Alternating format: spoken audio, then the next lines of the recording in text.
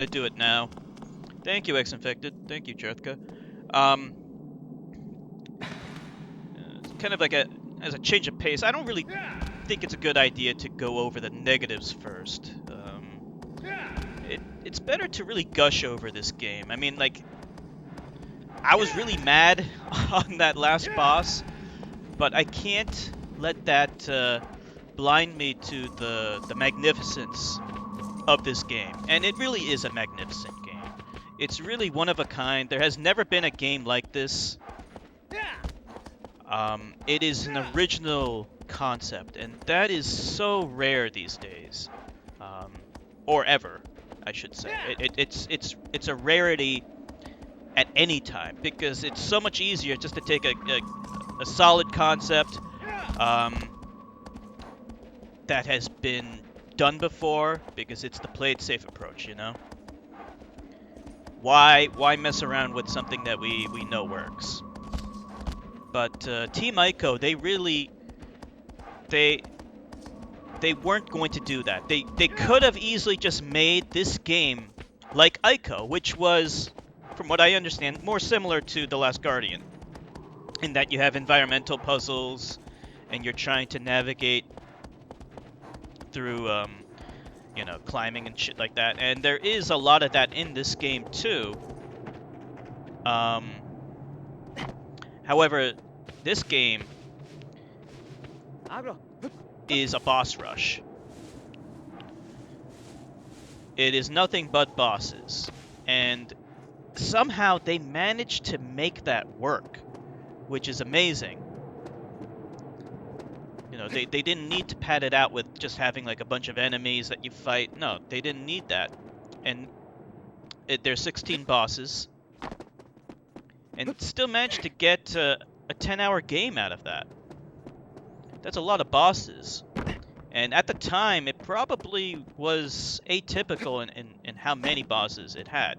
Now, these days, we have Dark Souls. Dark Souls 2 has a whopping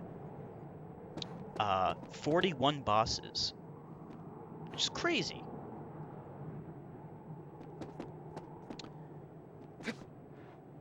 So, the big draw to this game, I don't think I'm actually supposed to be here, is the puzzles of how to beat the bosses. So the first game, Ico, created a puzzle game where you're trying to figure out how to get through these environmental hazards. The developers managed to translate that into trying to figure out how to beat the bosses. And more often than not, they succeeded, because each boss and how to defeat each boss is very creative and unique.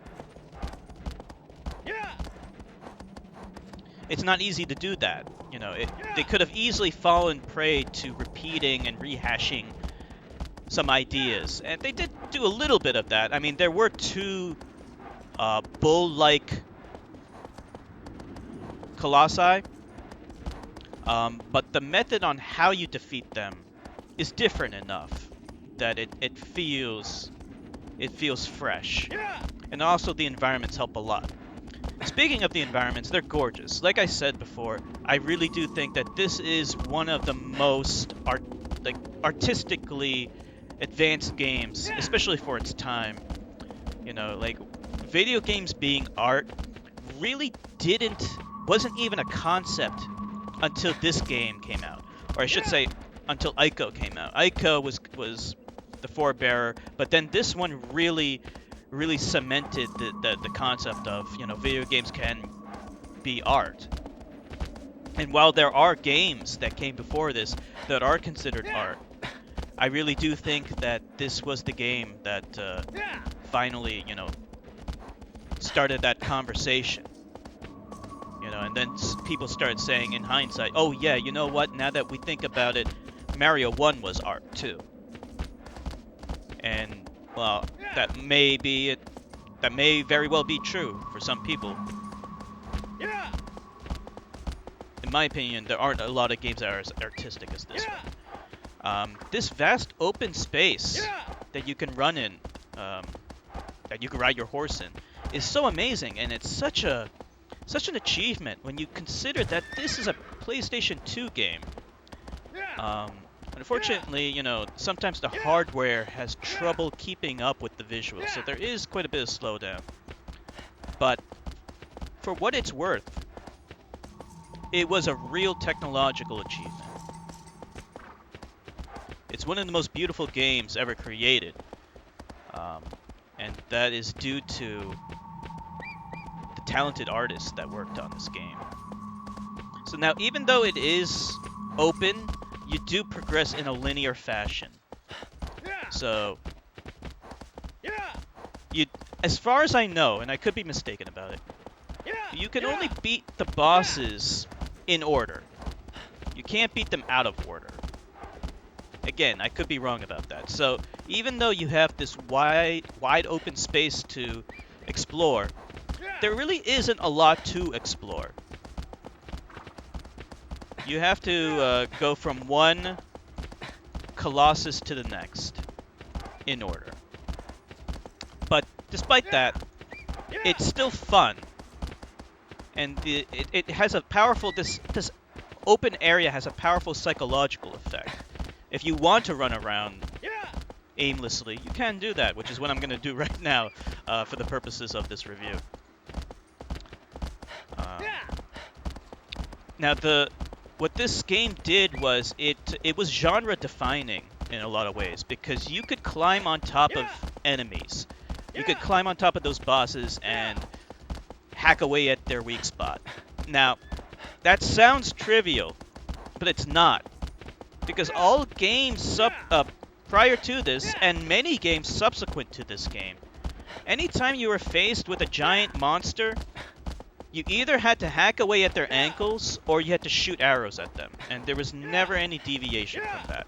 And that's still true in Dark Souls, which is still a fantastic game, but it hasn't really caught on to the whole climbing on top of enemies thing. This game influenced games like Dragon's Dogma, and also Castlevania Lords of Shadow. They implemented this climbing system, and it made those games so much deeper and more rewarding in the way that you could attack and kill enemies. And it's all due to this game doing it first. You know, they showed that, you know, it doesn't need to be hacking away at ankles all the time. We can think of new ways of defeating large and powerful foes.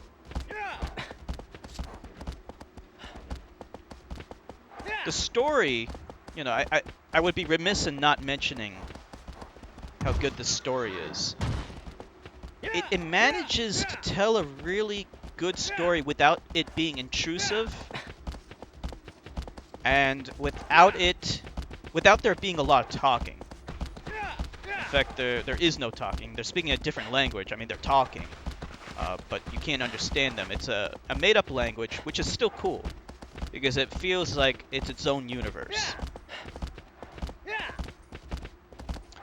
But even though there is talking and there is dialogue, it doesn't rely too much on it in order to tell a compelling story. It leaves a lot up to the player's interpretation, and I think those are the best kinds of games. The best kinds of games are able to tell a story with as few words as possible.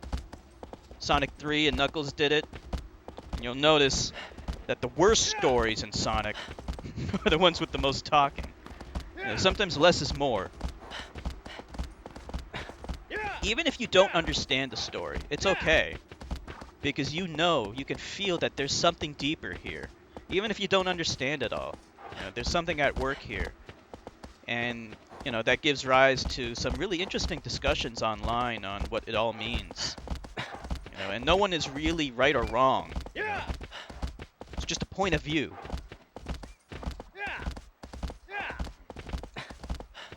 The music is really great too. There are some like stock sound effects. I heard them from time to time, but you know, that's kind of par for the course. And since they're giant monsters, I can get that. But really, the music sets a lot of like tone and atmosphere and emotion as well. every time you defeat those bosses, you know, you kind of feel sad. That's kind of interesting because this main character you play as, Wander, I don't even like him. You know, he's kind of selfishly killing all of these Colossi just to save that girl. And while you might feel something for the girl, you do feel that Wander is pretty selfish in doing what he's doing. And every time he kills those Colossi, you get this kind of sad, melancholy music that has an emotional impact on you. You know, not often do you feel anything when you defeat a boss. You know, but this game somehow figured out a way to do it, and that's not easy to do. So with that said, this game isn't perfect. For one thing, there are a lot of frame rate issues. You know, it does slow down a lot, especially when there's a lot of action going. The camera kind of sucks. It has a mind of its own. When you're just riding around like this, it's not too bad, but when things get cramped, it goes wherever it wants to, and when you try to position it correctly, it then tries to go back to what it wants, what it thinks the proper camera angle is. Which is really annoying. It's not a deal breaker by any means, but it is something worth pointing out. The other really bad thing are the horse controls. Like here, I'm gonna stop right now. This horse is so hard to control. If you just push forward, I'm pushing forward now, he doesn't, he's walking right now. Okay, he's at a standstill. If I push forward though, I'm pushing forward right now, he's not moving. That to me doesn't make any damn sense. He should at least move a little bit. He should walk. I'm pushing forward, why isn't he moving? I can kind of change his facing, but it's so clumsy. I mean, like, he even, like, behaves clumsy. Like, he's going all over the place. He feels like a wild horse, and there could be something to be said about that, like, you know, he's wild and untamed. But it's really frustrating when things are kind of cramped and you just want to go to where you want to go. The horse controls in this game are just not that good. I mean, look, how long does it take for him to start get going? It's irritating.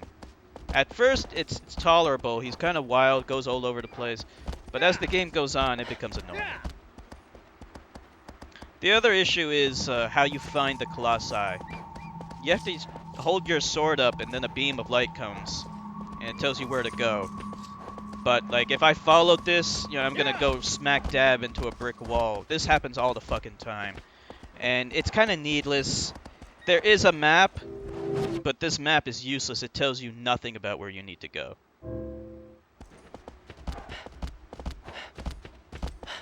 Too often, a good chunk of the game consists of you trying to figure out how you're supposed to go to the next Colossus. And it's not like it's clever or interesting level design or anything like that. It's like, this beam of light is telling me to go into a brick wall and I don't know how to get there. So it would have worked if there weren't lots of cliffs and brick walls in the way. But, you know, inevitably that's gonna happen. I could mention a little bit about the swimming physics. I mean, I could like nitpick a lot of other things. The swimming, you know, it's a little slow, but it's tolerable. You know, it's not anything really worth whining about. The running animations for Wander are, you know, kind of wild and crazy.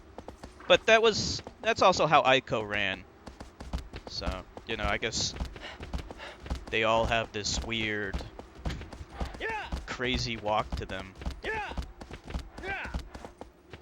But this is a fantastic game. It's really original. There's never been a game like it. And I highly recommend everyone check it out. Because it is fantastic. That's all I gotta say. Alright.